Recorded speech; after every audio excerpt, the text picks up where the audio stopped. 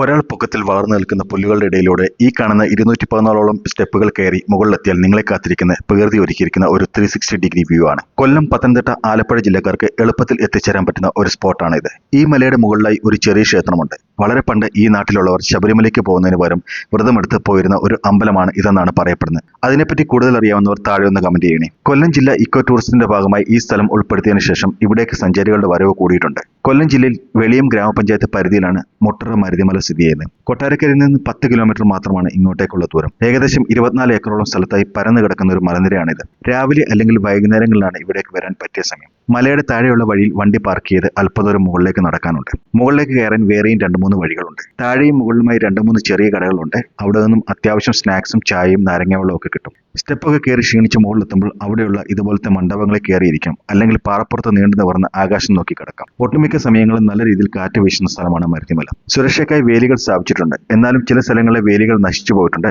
അതിനാൽ അവിടേക്ക് പോകുമ്പോൾ സൂക്ഷിച്ചിറങ്ങാൻ ശ്രദ്ധിക്കാം. മലയുടെ മുകളിൽ നിന്നുള്ള വ്യൂ മനോഹരമാണ്. കണ്ണത്ത ദൂരത്തോളം പച്ച വിരിച്ചു കിടക്കുന്ന കൊല്ലം ജില്ലയുടെ കുറെ ഭാഗങ്ങൾ ഇവിടെ എന്നാൽ കാണാൻ പറ്റും. ഫാമിലിയായും ഫ്രണ്ട്സായും പോയി സ്പെൻഡ് ചെയ്യാൻ പറ്റിയ ഒരു സ്ഥലമാണ് മരുതിമല. കൈക്കുഞ്ഞുങ്ങളുമായി ഇവിടേക്ക് വരാൻ അല്പം ബുദ്ധിമുട്ടാണ്. ഈ കാണുന്ന താഴത്തെ കരിങ്കൽ ക്വാറിയിൽ പോയും വേണമെങ്കിൽ ഫോട്ടോ ഒക്കെ എടുക്കാം. ഈ വീഡിയോ ഇഷ്ടമായാൽ നിങ്ങളുടെ സുഹൃത്തുക്കളിലേക്ക് ഒന്ന് ഷെയർ ചെയ്യുക. അഥവാ ഇവിടേക്ക് വരാൻ പ്ലാൻ ചെയ്യുന്നുണ്ടെങ്കിൽ ഈ റീൽ ഒന്ന് സേവ് ചെയ്ത് വെക്കുക. ഇതുപോലുള്ള വീഡിയോകൾക്കായി പേജ് ഇപ്പോൾ തന്നെ ഫോളോ ചെയ്യുക.